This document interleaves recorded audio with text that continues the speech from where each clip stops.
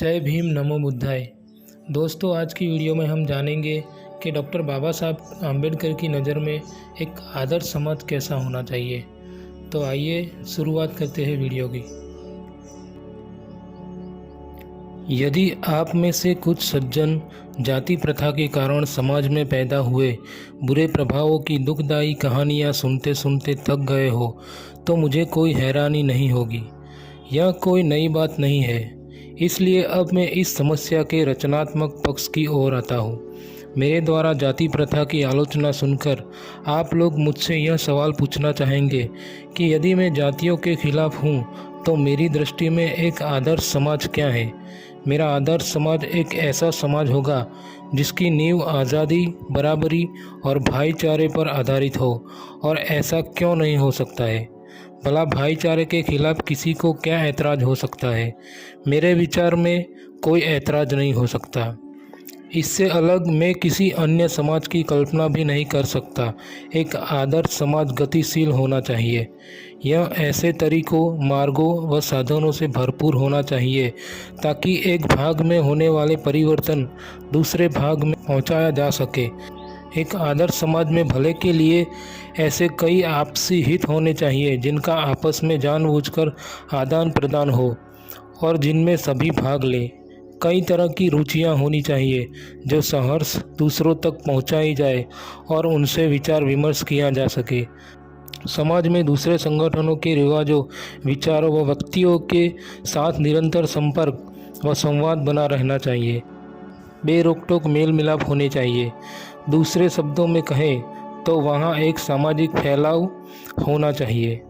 यह भाईचारा है जो लोकतंत्र का एकमात्र दूसरा नाम हो सकता है। लोकतंत्र केवल सरकार का स्वरूप मात्र नहीं है, यह बुनियादी रूप से संगठित व सामूहिक जीवन जीने तथा संयुक्त रूप से बातचीत के अनुभव प्राप्त करने का एक तरीका भी है। लोकतंत्र का निचोड़ है अपने लोगों के लिए आदर और इज्जत का ढंग।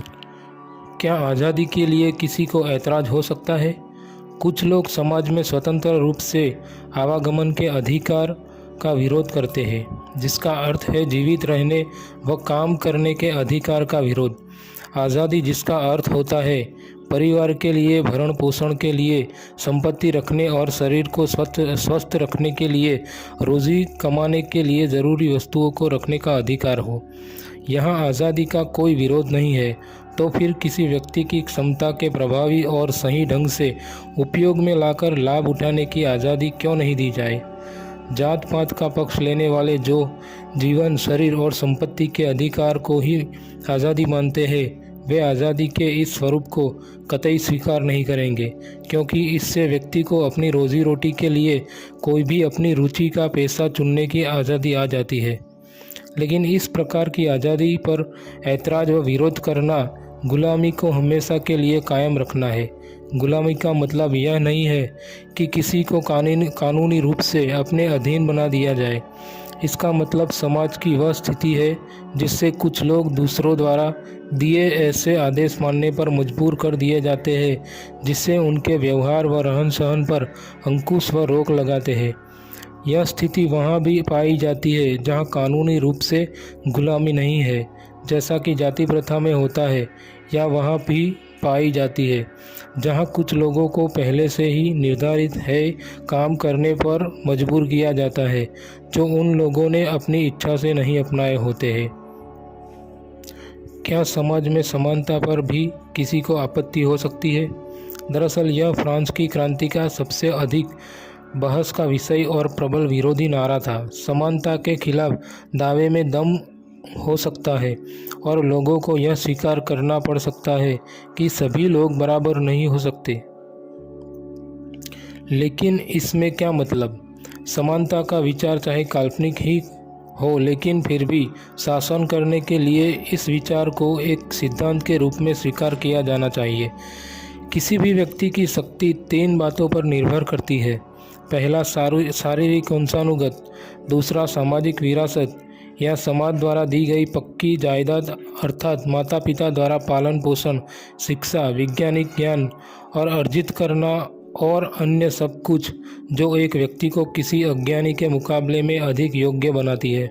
और अंत में तीसरा, उसके अपने प्रयास। इसमें कोई शक नहीं है कि इन तीनों बातों में मनुष्य बराबर नहीं है, लेकिन इसलिए गैर बराबरी का व्यवहार करे क्योंकि वह हमारे बराबर नहीं है। यह एक ऐसा सवाल है जिसका जवाब समानता के विरोधियों को देना पड़ेगा। व्यक्ति विशेष के रूप में यदि किसी के प्रयास बराबर नहीं है तो उसके साथ गैर बराबरी का व्यवहार किया जा सकता है। हर व्यक्ति की शक्ति व क्षमता को पूरी तरह से विकसित करने के लिए उसे पूरा सहयोग व अवसर दिए जाने चाहिए। लेकिन यदि पहले दो कारणों से किसी व्यक्ति को असमान मानकर उसके साथ असमानता का व्यवहार किया जाए, जैसा कि किया जाता है, तो उसका क्या परिणाम होगा?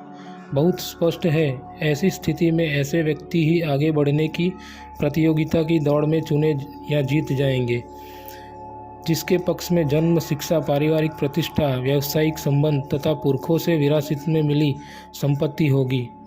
लेकिन ऐसी स्थिति में योग्य व्यक्ति का चुनाव नहीं होगा, बल्कि विशेष अधिकार प्राप्त व्यक्ति का ही सिलेक्शन होगा। इसलिए जो ताकतें तीसरी श्रेणी में लोगों के साथ असमानता की बात करती है, वे ही ताकतें यह मांग करती है कि पहली दो श्रेणी के लोगों के साथ जहाँ तक हो सके समानता का व्यवहार किया जाना चाहिए। दूसरी ओर इसका उल्टा यह आग्रह किया जा सकता है कि सामाजिक संगठन के लिए एक लाभप्रद है कि उसे ज़्यादातर सदस्यों का सहयोग मिले। तो यह तभी संभव है जब उनके साथ दौड़ की शुरुआत से ही जहाँ तक हो सके बराबरी का व्यवहार हो। अर्थात समाज में एक सदस्य से अच्छा भला तभी लिया जा सकता है जब उसे बराबर बना दे। यही एक कारण है जिसकी वजह से हम समानता को अस्वीकार नहीं कर सकते।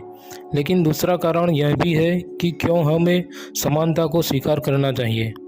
एक सत्ताधारी व्यक्ति या राजनीतिज्ञ को आए दिन कई लोगों से मिलना पड़ता है। उसके पास न तो इतना समय होता है और न ही यह जानकारी कि वह हर व्यक्ति को अलग अलग पहचाने और उसके अनुसार ही व्यवहार करे।